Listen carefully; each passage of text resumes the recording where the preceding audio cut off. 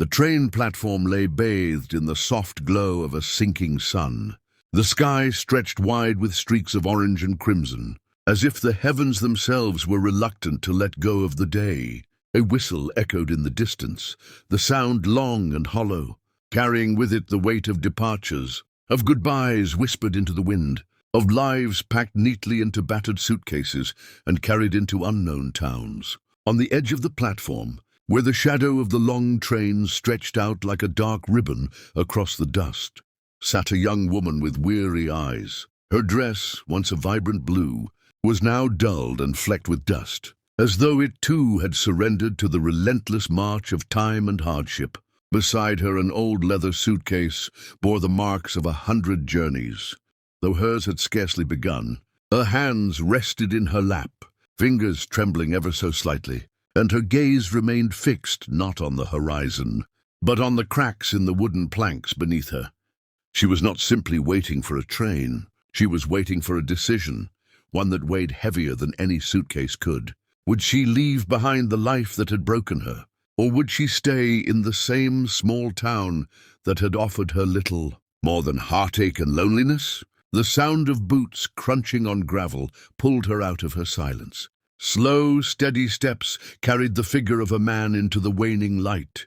He was a cowboy by every measure of the word, a broad hat shading sharp eyes, a dust-worn vest over a shirt rolled to the elbows, denim jeans tucked into, weathered boots that had known both long trails and long nights. His face was cut by the years of sun and storm, yet softened by a calmness rare in men who lived beneath wide skies. He didn't approach her hurriedly, nor did he keep his distance. Instead, he crouched near her, at her level, as though careful not to tower over a moment already fragile. For a long moment he said nothing. He simply looked at her, at the dirt smudged along her cheek, at the way her shoulders slumped under an invisible weight. Then in a voice both gentle and firm he asked, "Ticket to leave or to stay?" The words settled between them like a challenge, but not one meant to be won or lost, rather one meant to be faced. She turned her head slowly, meeting his eyes.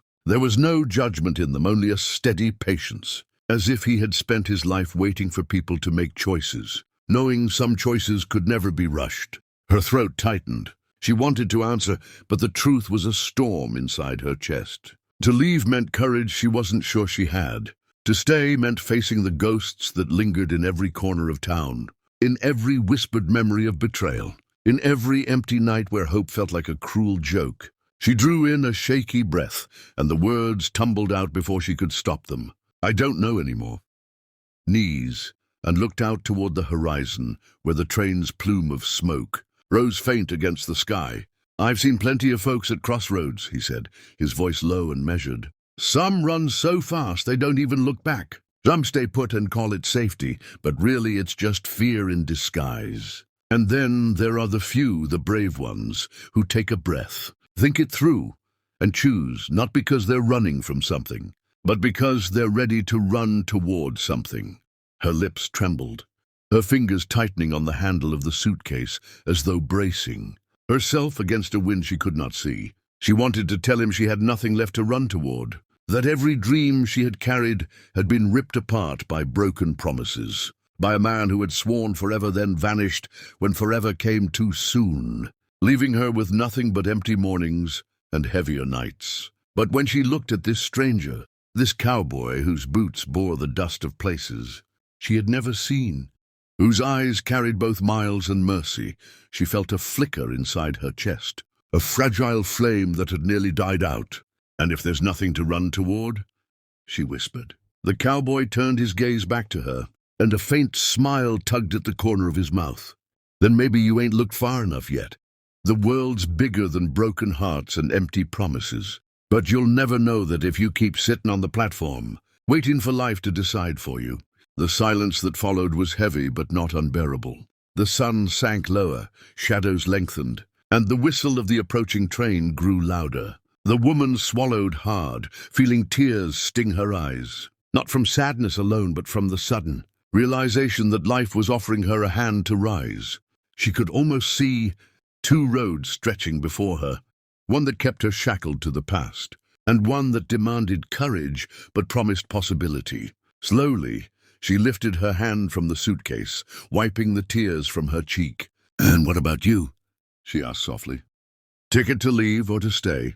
For the first time he chuckled, though it was more like a warm rumble than laughter. He stood to his full height, the fading sun outlining his figure against the horizon. "Me? I don't need a ticket. My horse carries me where I'm meant to be. And right now, seems to me I was meant to be right here, reminding you that you're stronger than you think." The train screeched as it slowed into the station, its iron wheels grinding against the rails, its great bulk shuddering to a stop. Doors swung open, voices spilled out, and the platform filled with hurried steps and calls of reunion. The woman stood, her legs shaky but firm, and gripped the handle of her suitcase one last time. She looked from the open doors of the train back to the cowboy, whose eyes held steady, offering no push, no pull, only the truth that the choice was uncertain and uncharted, or stay and carve a new strength out of the soil that had once broken her. And then, as the final call for boarding echoed across the platform, she let out a breath she hadn't realized she'd been holding. She didn't step forward. She didn't lift her suitcase. Instead, she let go of its handle, the leather creaking as it fell back to the ground. The sound was final, liberating. She turned to the cowboy, and though her lips trembled, a new steadiness anchored her words. "I'll stay.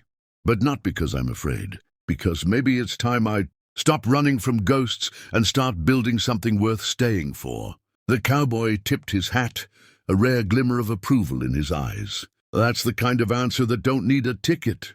Together they stood as the train pulled away, its rumble fading into the distance, carrying with it the choices of others, but leaving her with a newfound strength. The platform grew quiet once more, the sky now painted in the deep purples of twilight, and for the first time in a long time, she felt not abandoned, not trapped, but free, free to decide, free to rebuild, free to face tomorrow with her own two hands. And as the camera lingers on the sight of her and the cowboy, beneath the wide western sky, the narrator's voice rises gently.